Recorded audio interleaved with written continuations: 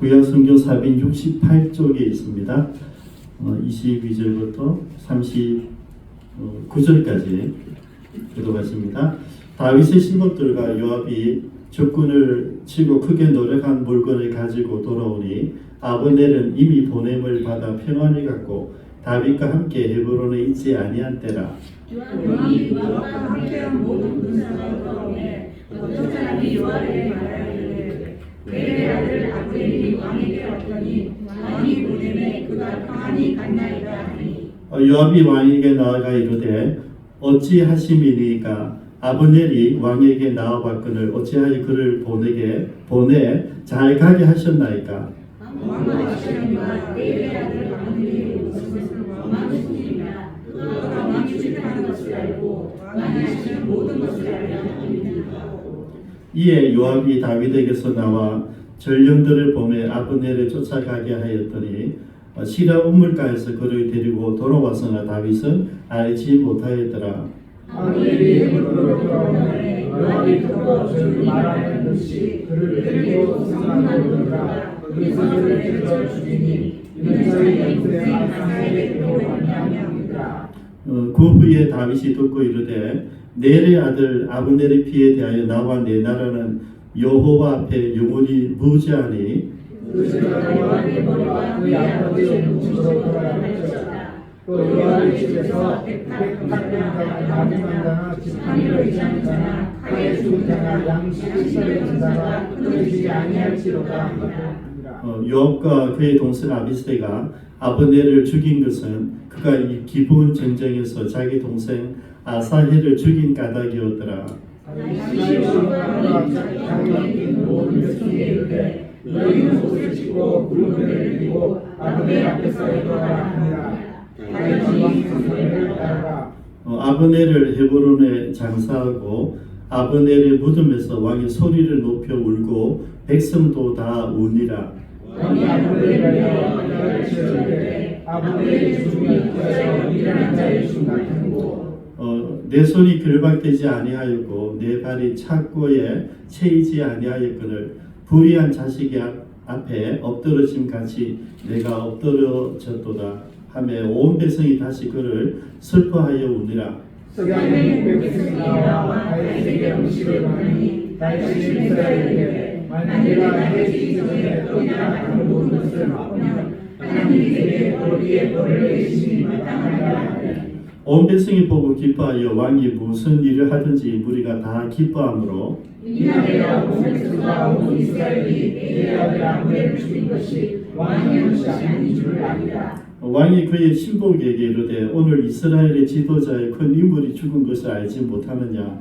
네가 기름을 받은 왕이 되었으나 몰라카에서 소리아의 아들이 사람들을 자기가 너무 어려우니 여호와를 악행한 자에게 그 악한 대로 갚으시리로다 하니라. 아멘. 잠깐 기도하십니다. 사랑하는 하나님 감사합니다. 이 시간 주의 음성을 듣습니다. 성령께서 말씀하여 주옵소서. 예수님의 이름으로 기도드리옵니다. 아멘. 오늘은 다윗의 인내라는 말씀으로 은혜를 받기를 원합니다.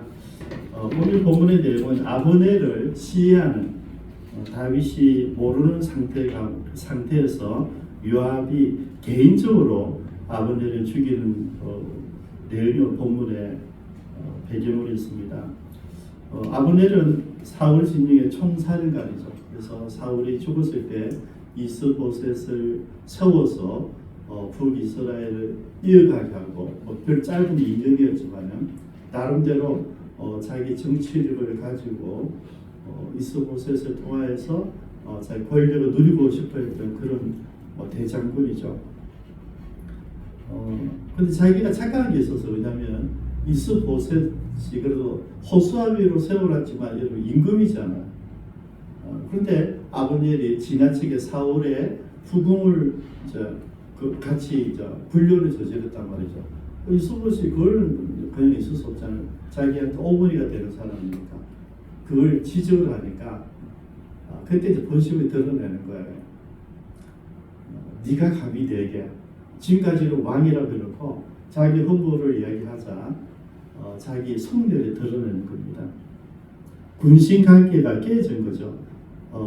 그래서 여러분 아브넬이 오늘 우리가 아브넬에서 다윗의 굉장히 시험과 모시험과 어떻게 보면 만 백성들 앞에서 울면서 진짜 통곡에 아파하지만은 아브넬 자체는 여러분 좀 괜찮은 장면이 아니었어요. 아주 정치력이 뛰어나고 이번 기회에 내가 정권을 잡고 왕을 호수아비로 만들고 내가 왕같이 살고 싶었던 사람이죠. 근데 막상 이스보셋이 꾸중하니까 여러분 그래도 역시 왕이 공격이 꾸중하니까 이게 좀 안 되는 거예요. 우리말로 이마 이거 좀 피하니까 안 되겠네 이런 마음이 딱 드는 거죠. 그래서 나머지 장로들을 불러가서 설명합니다. 사실 우리가 다 알지 않니 실제 다윗이 이미 오래전부터 하나님께서 기름 부어 세운 한 이스라엘 왕이다. 우리가 이참에 그냥 우리가 전쟁할 것이 아니라 빨리 우리가 통합하자 이렇게 설득을 한 거예요. 다윗이 요구합니다. 자기 스스로. 여러분 왜 그렇습니까? 이스보셋에 있어가지고 야 내가 안 되겠다는 게 이스라엘 눈치가 빠르니까 얘를 좀 왕으로 세우고 똑같이 서면서 내가 권력만 가지고 있으려고 했는데 실제 권력을 누리기는 어쨌든 실제 왕이란 말이죠. 그리고 공개적으로 잘 공개이기 때문에 이런 어쨌든 왕이 권위이지 않습니까? 그래서 마음을 바꿨어요.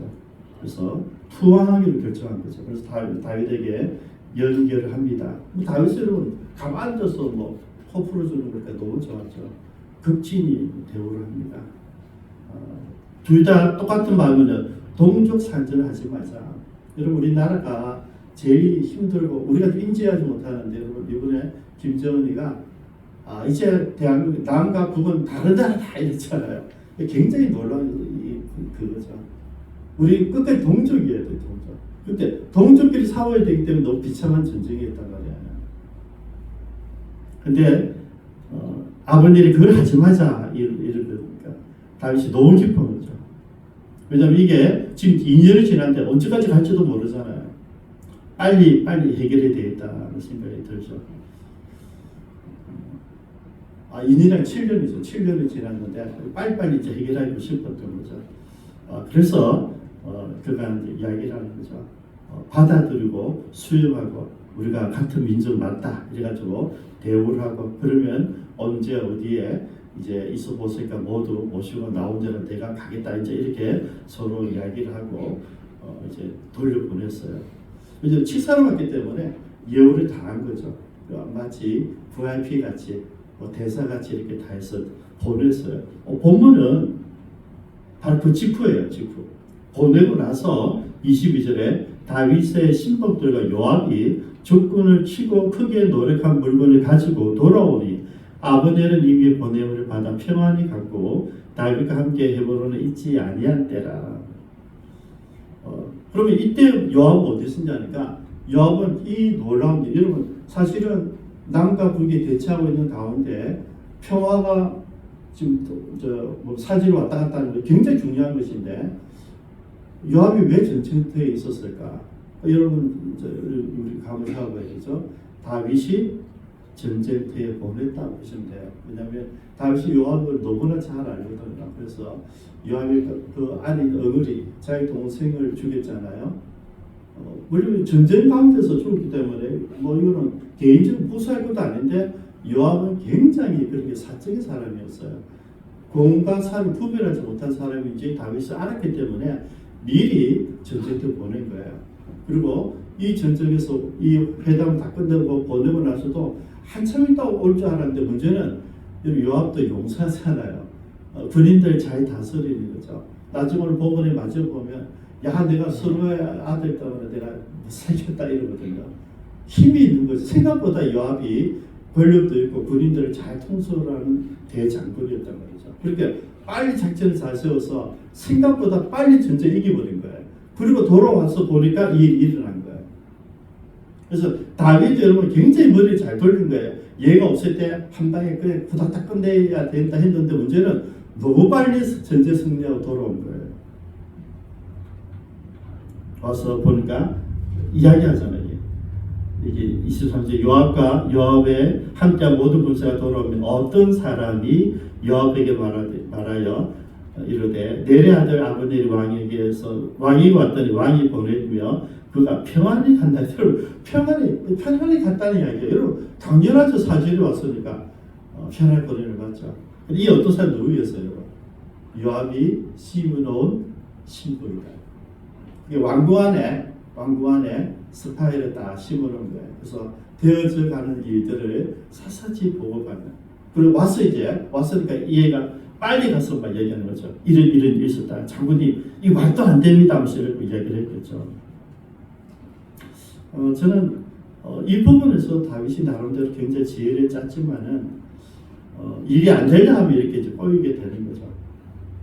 놀라운 게 여러분 이 상황을 보고받은 요압이 하는 행동을 보면요 좀 황당합니다. 여러분 24절을 보십시오. 요압이 왕에게 나아가 이르되 어찌하심이니까 아버지의 왕에게 나왔거니 어찌하여 그를 보내 잘 가게 하셨나이까. 왕도 아시려니와 내래 아들 아버지를 온 것은 왕을 속임이라.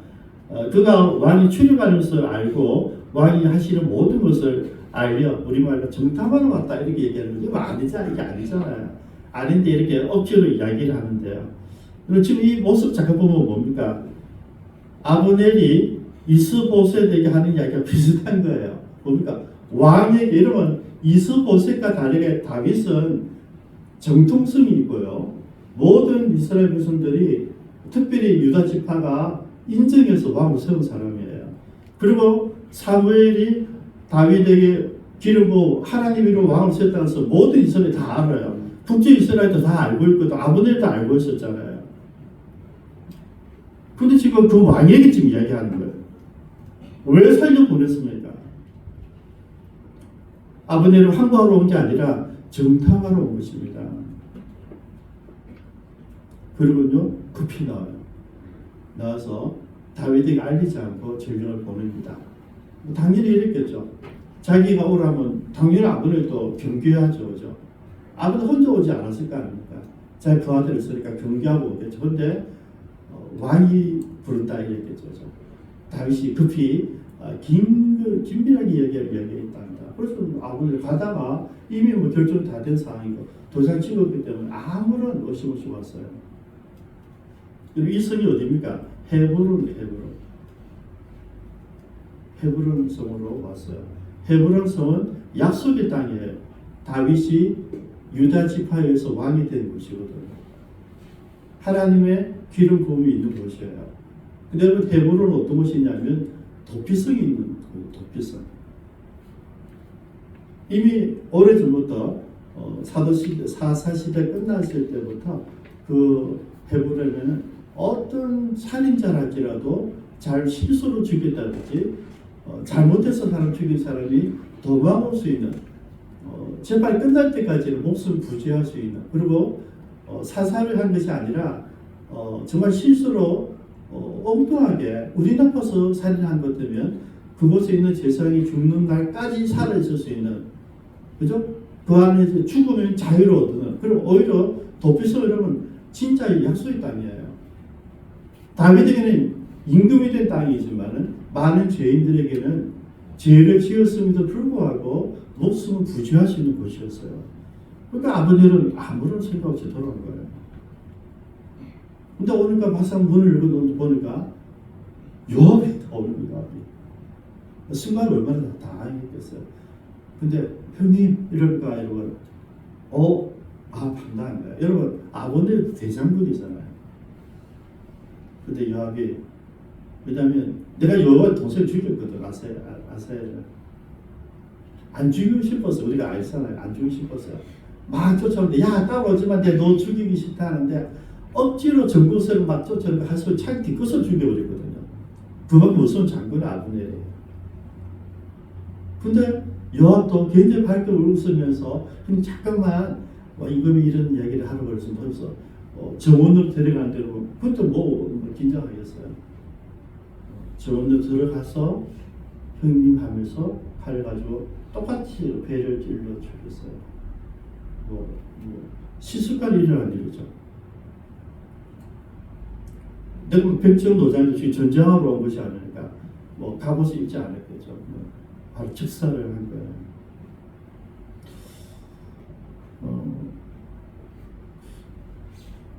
요압은 왕의 신하입니다. 다윗이 명령할 때만 움직일 수 있어요. 전쟁에 나가라면 나갈 수 있고요. 전쟁에서 포로들을 결정하는 것도 지 소관이 아니에요. 왕이 결정해야 돼요. 근데 지금 뭔가 전부 다 지 마음대로 돼요.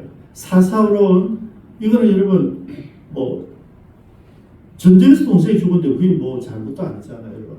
전쟁에서 서로 죽고 사는 것은 정당방위예요. 전쟁이 아니면 사사로운 전쟁이 되지만은 전쟁 가운데는 서로 내가 살기 위해서 명령을 받은 군인들이 전쟁해야 되잖아요. 근데 여러분 이 요압은 자기 사사로 막 그때 내 동생이 죽인 것을 하고 있었던 거예요.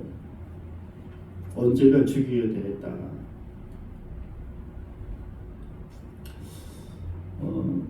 요압이 누군지 우리가 살펴볼 필요가 있어요. 나중에 이제 다윗이 얘기했죠. 스루야의 아들들이 스루야는 이봉두입니다.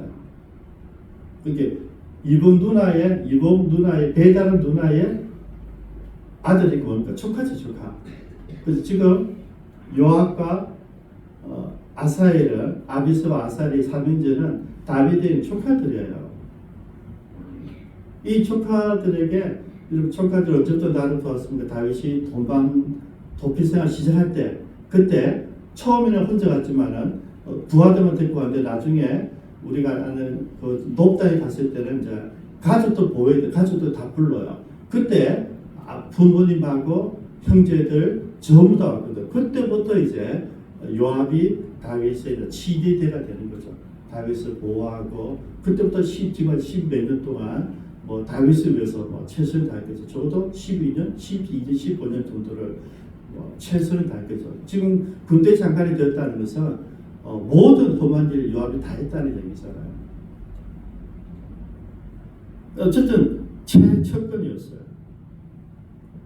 근데 여러분 이 요압이 아브넬과 다르지 않다고 하는 것이 꼭 자기 동생을 죽인 복수를 지금 해야 했었을까?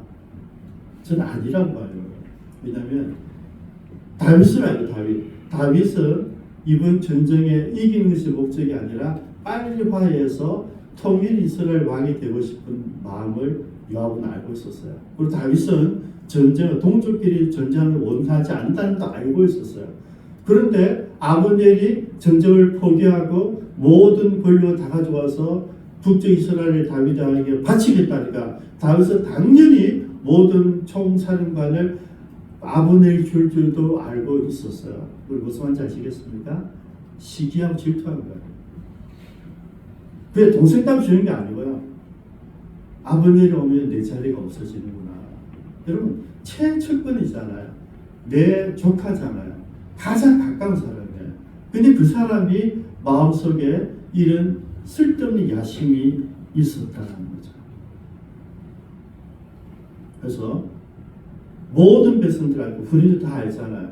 근데 아주 떳떳하게 왕이 명령 없이 자기 혼자 결단해버려요. 여러분 이건 놀라운 일이에요. 왜냐하면 두 나라가 지금 화해할 결정인데 그걸 부숴버린 거잖아요. 북쪽 이스라엘 사람 뭐라 하겠어요? 다윗 못 믿겠다.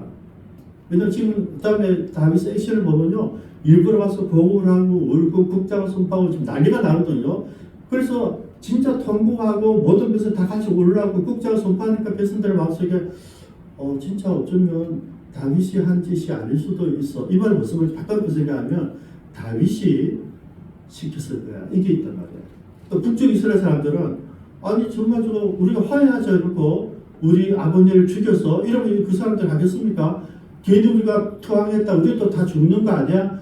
의심하면 이게 통하면 안 되는 거잖아요. 그리고 지금 내 사사로운 욕심을 가지고 두 나라가 전쟁 없이 화해하는 것을 막은 거예요. 너무 나쁘고 못된 짓을 하는 거죠. 공동체를 여러분 파괴시킬 만한 일을 한 거예요. 공개적으로 한 이유가 뭡니까?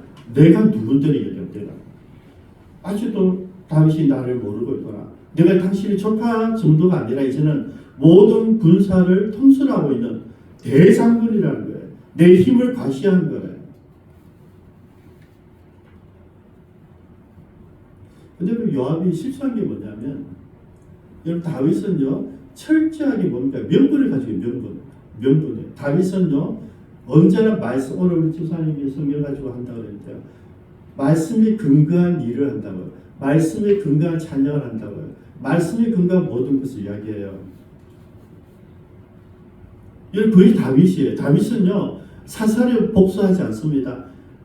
두 번이나 내가 사울을 죽일 수 있는 직접적인 기회가 왔잖아요. 자기가 선거인데 거기 와서 용병보러 사울이 돌았단 말이죠. 내가 안 죽여도 돼요. 왕이 당신 가만히 있고 우리가 그냥 해치우겠습니다.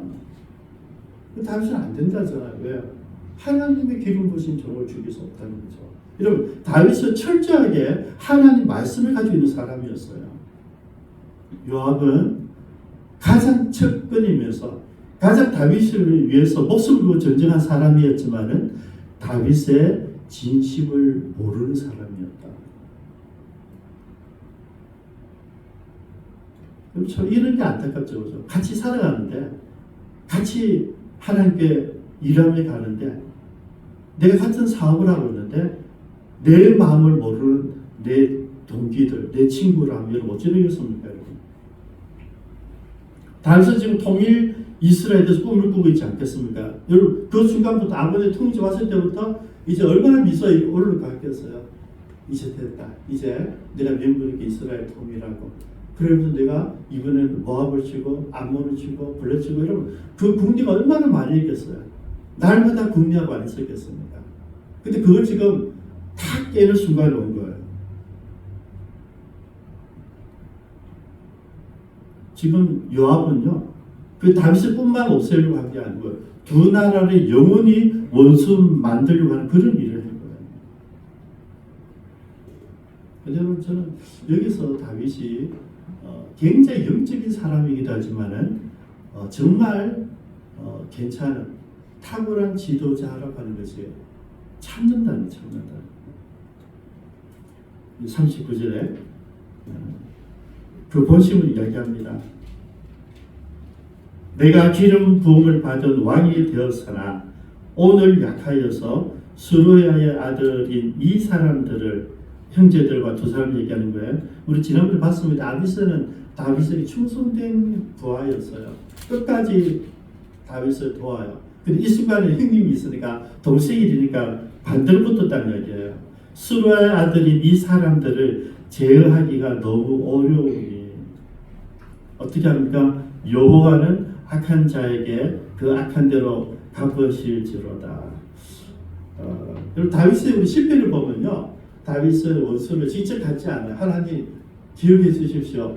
하나님 갚아 주십시오. 오늘 저주도 넣어요. 막 저주하잖아요. 실제적인 표현을 잘 안 해요. 또 실제는 화가 많이 난 거예요. 내 사람을 내가 지금 쳐 죽이고 싶은데 내게 그런 힘이 없다. 저는 이게 좀 이상했어요. 왜냐하면 다윗이 골리앗을 죽인 장군이잖아요. 한 번도 지어본 적이 없는 장군이잖아요. 근데 지금 왜 몸을 살릴까? 이미 적군이 군 사령관에게 갔다. 그죠? 예를 들어서 이런 게 키라면 이 군을 통솔권을 요압에게 준 거예요. 요압이 군대대로 하면 어쩔 수 없는 상황이 되는 거죠. 그걸 지금 이야기하고 있는 거예요. 근데 더 안타까운 것이 뭡니까, 여러분? 내 조카인데, 내가 가장 믿는 조카인데, 얘가 그 마음에 시기와 질투심을 가득 차구나. 자기 출세를 위해서 이런 큰 일을 벌였구나까지 알아요. 아직. 그래서 기다립니다. 지금은 저주도 해요. 근데 손대지 않아요. 그래서 저는 이 다윗이 탁월한 지도자다. 보통 우리는 이렇게 못하죠. 그래서 얼굴 피부 달라지잖아요. 이년 자식 하면 두고 이럴 거예요. 근데 다윗은 그러지 않아요. 야긴해. 그래서 야긴해. 그러나 그것을 받아들입니다. 왜냐하면 내가 당신보다 힘이 있는지 몰랐어요. 삼촌 이러고 있잖아요. 알았다 그래. 해주는 거 알았다. 왜? 여러분 중요합니다. 지금 뭐 할 때 협치할 것이요. 지금은 싸우고 누가 맞다, 누가 잘났다를 따질 때가 아니고 뭡니까? 서로 힘을 합해야 될 때라는 얘기예요. 그래서 전혀 다른 액션을 취합니다. 국장을 선포해요. 그리고 스스로 제일 앞에 나서서 보고를 합니다.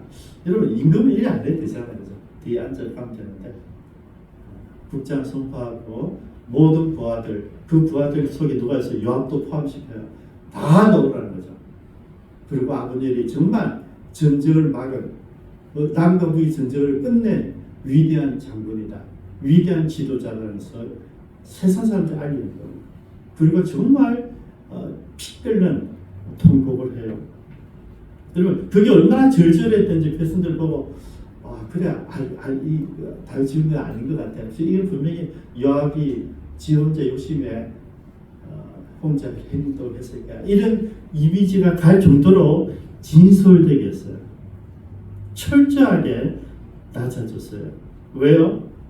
백성들의 마음을 얻기 위함이다. 어느 백성들요? 북쪽 이스라엘. 근데 불안하잖아요. 아브넬이 죽었어? 난리가 나죠. 우리나라 대표하는 대장군이죠. 근데 죽었어요. 요압이 죽였다는데 요압이 누군지 다 아는 거예요. 요압은 다윗의 신복이에요. 신복적인 신복이에요. 친척이에요. 조카잖아요. 요압이 어떻게 다윗 같은 위대한 왕을 명령을 없이 하고 지 혼자 죽일 수 있겠어? 이게 이제 생각이죠. 여러분 그것을 불시시키는 쇼예요. 쇼.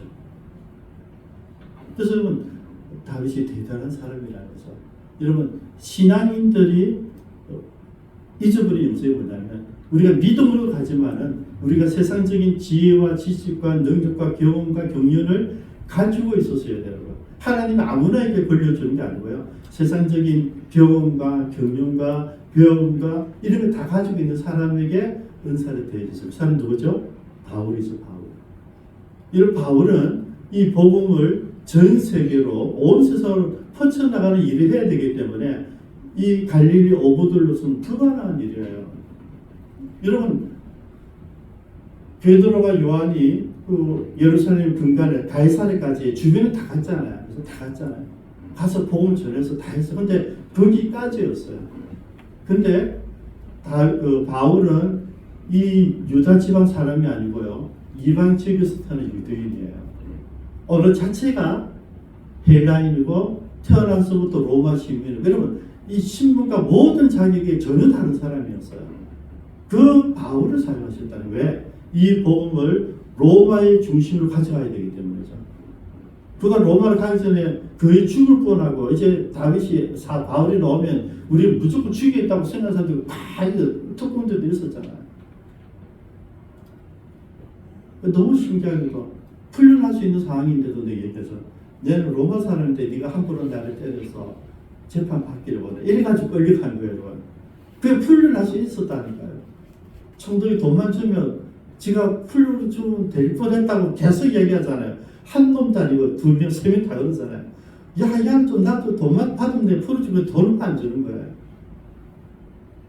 바울이 그걸 몰랐겠습니까, 여러분? 바울 시민들이 그걸 몰랐겠어요? 바울의 목적은 내가 안전하게 로마 군인들의 호의를 받으면서 로마까지 가는 거예요. 그건 베드로가 할 수 없거든요. 하나님은 사람을 세우실 때마다 그가 갖고 있는 소양과 경험과 기질까지 그대로 사용하시는 분이에요. 그리고 그때 사람들이 반응이 와요. 37절에 이날에야 온 백성과 온 이스라엘 북쪽 이스라엘을 말합니다. 온 백성은 유다를 말하고요. 넬의 아들 아브넬을 죽인 것이 왕이 한 것이 아닌 줄 아니라. 그래서 이걸 위해서 다윗이 내려온 거예요. 지금 시비 붙일 게 아니고요. 내가 지금 요압을 꾸지람하고 머락하고 징계하고 싶지만 그보다 민심을 먼저 살핀 거예요. 왜요? 지도자니까요. 지도자는 지금 일어난 이 일을 보는 것이 아니라 이 일의 배급 효과를 보는 거예요. 이 일을 통해 사람들이 나를 어떻게 볼까를 다윗은 먼저 생각한 거죠. 그래서 이 순간을 참아내는 거예요. 언제까지 참지 않습니까, 여러분? 죽을 때까지 참, 죽을 때까지. 금방 드러내지 않아요. 저는 불편한 게 있으면 기다려요. 그 상황이 똑같은 말씀이 나올 때까지 기다리죠. 1년 뒤, 2년 기다려요. 근데 다윗은 죽을 때까지 기다려요. 죽을 때까지. 죽을 때 이야기해요. 그 솔로몬 불러서 요압을 징계하러 하였다. 유언. 자기는 죽이지 않아요. 그게 대단한 사람이죠. 한번 기도하시겠습니다. 여러분, 아브넬은